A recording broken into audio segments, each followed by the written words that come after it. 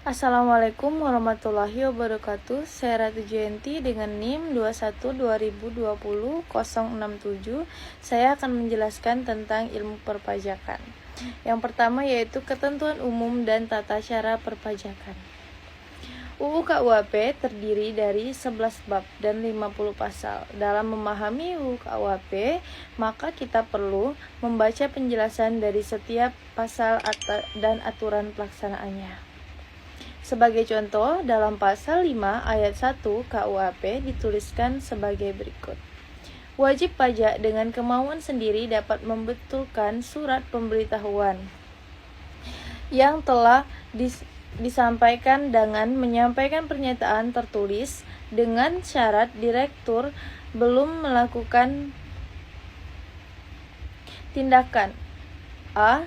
Verifikasi dalam rangka menerbitkan surat ketetapan pajak, B. Pemeriksaan, atau C. Pemeriksaan bukti permulaan.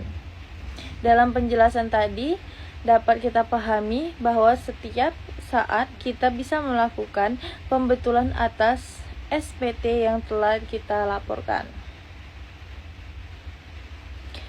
Lanjut yaitu ke materi B, fungsi dan peranan pajak.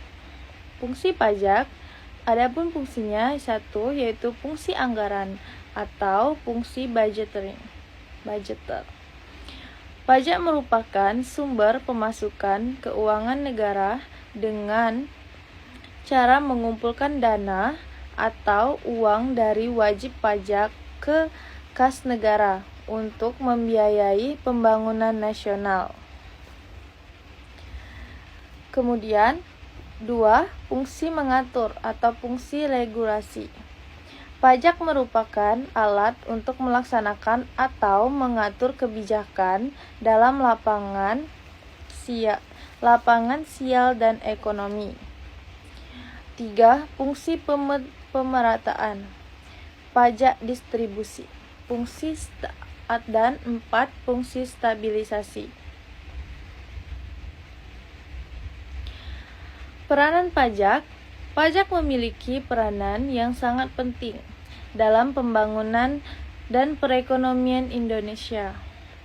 Biaya-biaya belanja negara saat ini masih sangat bergantung dari penerimaan negara yang berasal dari pajak.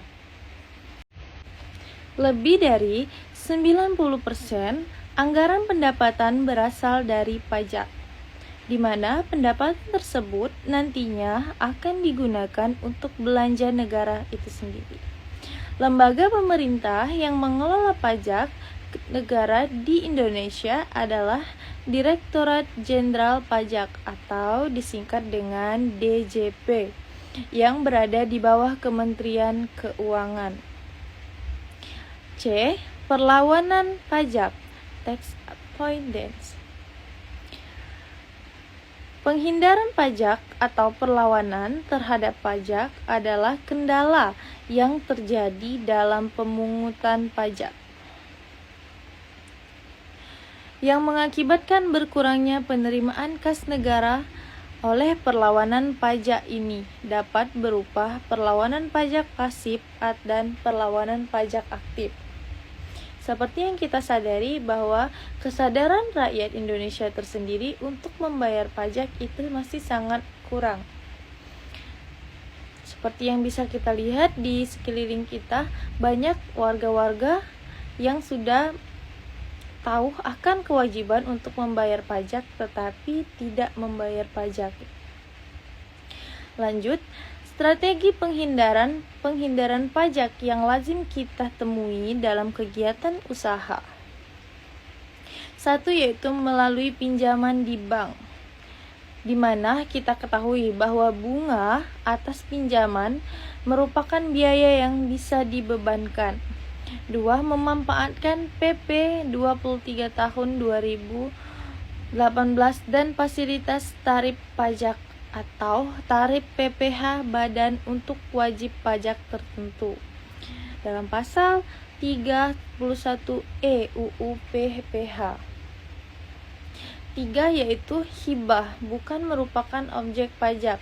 Hibah sering digunakan untuk melakukan penghindaran pajak dari substansi awalnya merupakan objek pajak. 4. Natura dan bonus dalam skema gaji karyawan. 3. Selanjutnya, undang-undang harus dibaca dengan konsep hukum. Tidak boleh ditafsirkan dalam harfiah saja, harus dilengkapi dengan membaca penjelasan yang merupakan bagian tidak terpisahkan dari undang-undang tersebut. Pajak merupakan elemen penting dalam pembangunan dan perekonomian Indonesia. Baiklah, itu saja penjelasan singkat dari saya tentang ilmu perpajakan. Lebih dan kurangnya saya mohon maaf.